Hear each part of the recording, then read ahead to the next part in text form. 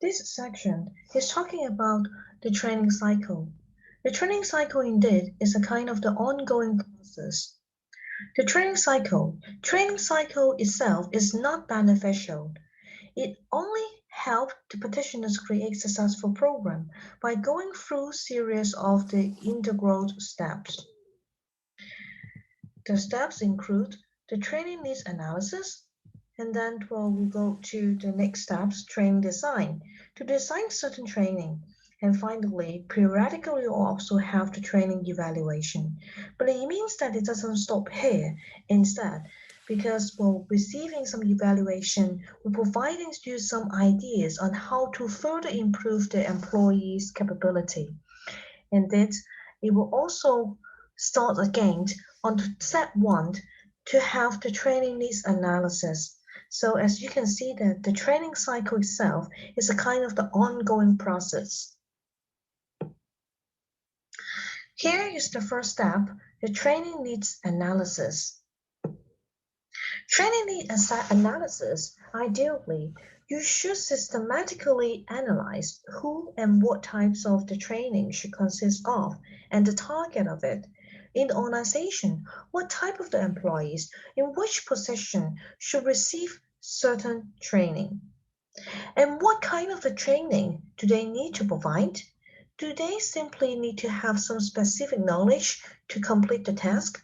Or do they need to have some communication skills training, leadership training, and some human relations training? Or at a high level, do they need to have some strategic management training or conceptual development training, etc.? So we have to systematically analyze what types and who should receive the training. The more detailed, the better. And it is very important part of the cycle. It is because it is related to the course of training.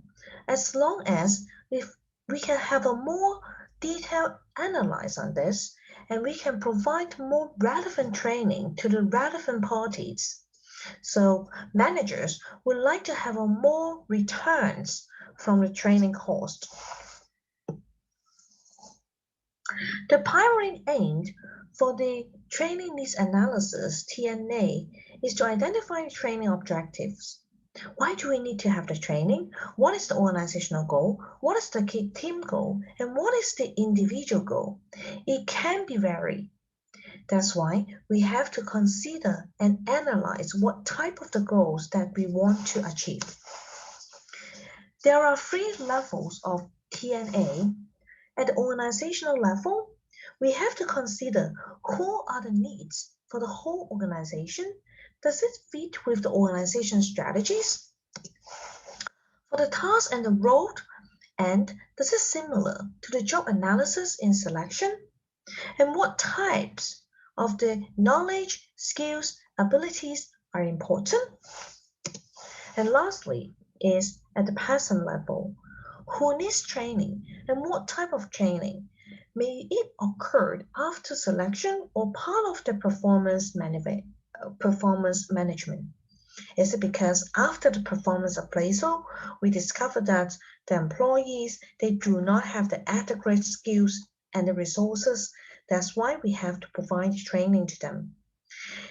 That's why when we decide a training program, firstly, we have to think about the TNA.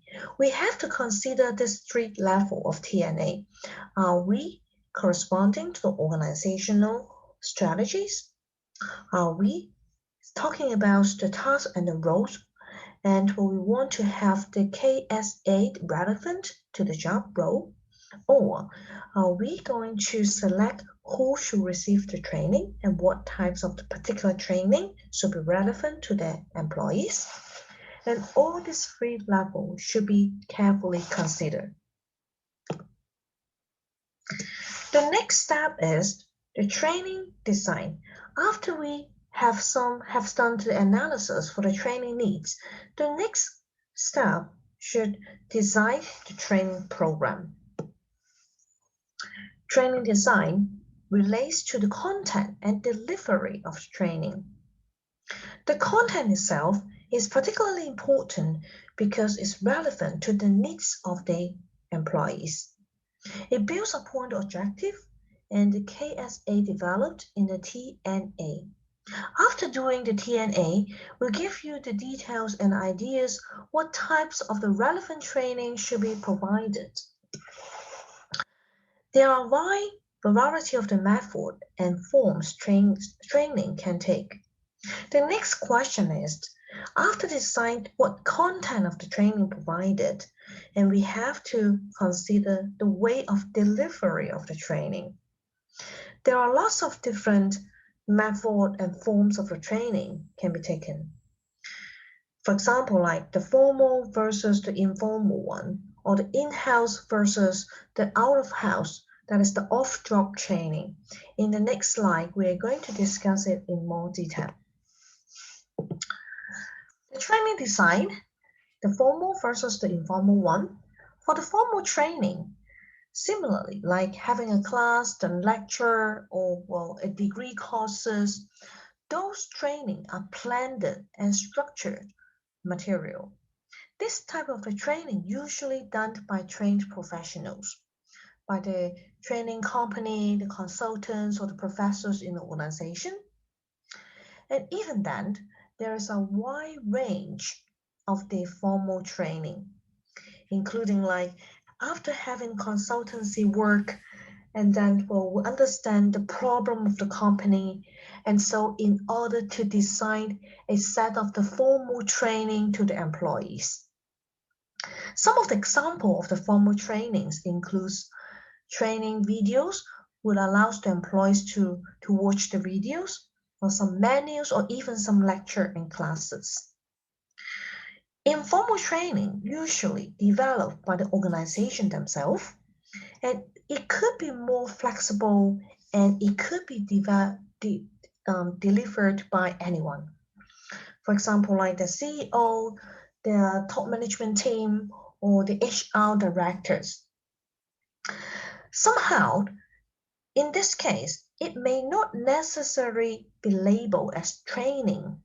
It can be something like job rotation, allowing the employees to work in different positions so that they can grasp different experience according to different positions, or mentoring skills, and having some mentor to work together with the mentee, the new employees, or the young talent, so that to give them some advices, guidance, and support. This type of the training is not very formalized. Instead of, it's very informal and usually developed by the organization themselves. Here are some techniques for the formal training. There are 3 key techniques that the trainer usually use in the formal training section. Number 1 is behavioral modeling. Trainee will observe someone demonstrating skills, and then they will practice through role play and receiving some feedback. After receiving the feedback, they will practice and remodel the behavior again in order to improve their own skills. The second one is the case discussion. Trainee usually will analyze a detailed case study of the business situation, is talking about the business problem, and then use their management principle to work out how to deal with it.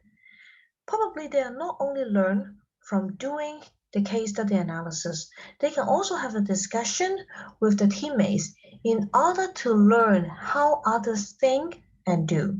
So the business case discussion. And number 3 is the business games and the simulation. Trainee will analyze the complex situation and have to deal with the consequences of the reaction in their simulations. Indeed, this is quite interesting ideas to have the business game and simulation, because the employees, the trainee themselves, can take out the complex problem in the simulation, and they can imagine, and they can also have a practice to role play and what the action should be in order to learn how to deal with those difficult situations. Here are some of the examples that we can easily find on the web and to provide those training to the employees. Today's work may not be necessary to hire the consultants to provide the physical training section to the employees. Instead, employees themselves, they can even learn the training online, especially during this pandemic situation. As you can see that the employees, they can sign up to the 1 day or the half day, 1 week program, and they can learn from a series of the training sections. Some of the examples like the time management skills, lead, motivate, and inspire, and some change management skills, etc. The second issue for the training design is the in-house versus the out-of-house training. For the in-house training, it's usually done by an internal trainer. Usually the HR department will provide the training for the employees. They can be specific to the organization because it's relevant to the organization context. It can be very cost-effective and flexible because, well, they can only work on the organization. However, there's no variety because only meets the same people, even though they're working on a simulation or the case group analysis, and because, well, they are the peers, even though they may be coming from different departments or different branches, but still they are working under the same organization. For this type of training, indeed, well, is not much extent of the innovation and creativities can be expected because people are meeting the same people and for meeting with the HR department's staff. For the out-of-houses training, and probably we can bring in the outsider to have the training, usually the company consultants or the university professors to provide the training to the employees. It could be quite expensive because those are usually the experts to provide the training to the employees. At the same time, it might be lack of flexibility because the consultant company, even though if you can't spend a lot of money, but in general, if they're providing some general training section to the organization, they are not customized, and so we have the lack of flexibility problem. They're providing some general training, but not specified to the corresponding organization. For the organization, they may spend a lot of money, but may not easily worth in transfer the knowledge already learned from the cost to the organization because it's not relevant to the organization context. As we can see that different models of training making different assumptions of the learner and trainer. For instruction, we expect that the trainer will provide the clear instruction to the trainee, will shape the skills using behavioral method, and trainee's role is just to follow those instructions. For the apprenticeship, for the trainer, and they act as the role model in order to demonstrate certain skills and expertise to the trainee. Trainee will observe and participate and learn those skills. Inquiry, the trainer is a kind of the facilitators providing the guidance and advices to the trainee. And trainee will explore and taking the risk and so to see the rooms for the improvement. Self-evaluation, we expect the trainers to be the coaches to set up the goal together with the trainee. And trainee, in a large extent, we're expecting them to have the self-reflection, to have the self-evaluation, reflection, so that to know how they should improve. Situated learning. For the trainer's role is a kind of the collaborator to work together with the trainee And trainee, they have to perform the task and they also need to reflect what they have learned. The foundation of the instructional model is coming from the mass training post-World War II. It is inspired by the behavioral reinforcement theories. It's saying that if someone is doing well, give them the reward and so they will continue doing well. If someone is doing bad, and so we give them the punishment and so they will stop doing the bad things. The instructors will teach some standardized protocol and so we give them the guidance and the instruction. The employees, they just need to follow all the instruction. They practice, reinforce, and punishment is a kind of the key for ensuring the employees to work as the standardized protocol. They will also assume all the workers are the same effects and willing to work 100%. The organization, if they're using the instructional model to train the employees, they were just assuming that employees are the robots, the machines. They do not treat them as the human beings. They're just providing them the standardized instruction, ask them to follow only. Probably, this may be quite useful, especially for the mass production line, because the employees, they just need to follow the instruction. They just be a part of the machine, the production line to complete the service and work. Apprenticeship model is inspired by craft and some trade tradition, and master teaches the young apprentice through modeling over a long period of time. Indeed, the trainee will learn the skills from the trainer by observing and practicing their behavior. The trainer as like a role model, so the trainee will follow this role model's behavior and their skills. Indeed, this is a kind of the on-the-job training, on-the-job learning as well, in which copying the master's skills and expertise. It can combine both formal and informal learning. And well, the model example is medical students. They learn from the professional doctors on how to do the surgery. And so, well, this is a kind of the observation and on-the-job learning. Inquiry model is learning by experience is the best. We learn from the experience. Trainee will solve the real-life task while trainers step in only when necessary. Whenever trainee got some problem, so the trainer will step in and give them some advices. It could be a form of the coaching or mentoring. In most of the organizations, you can see that it's getting more and more popular, although it's still very limited used in most organizations. But still, you can see that it's getting more and more organizations using this because although this is quite risky for the organization, you still need to spend a lot of the effort in training the employees. At the same time, you also need to afford the employees to making a new mistake.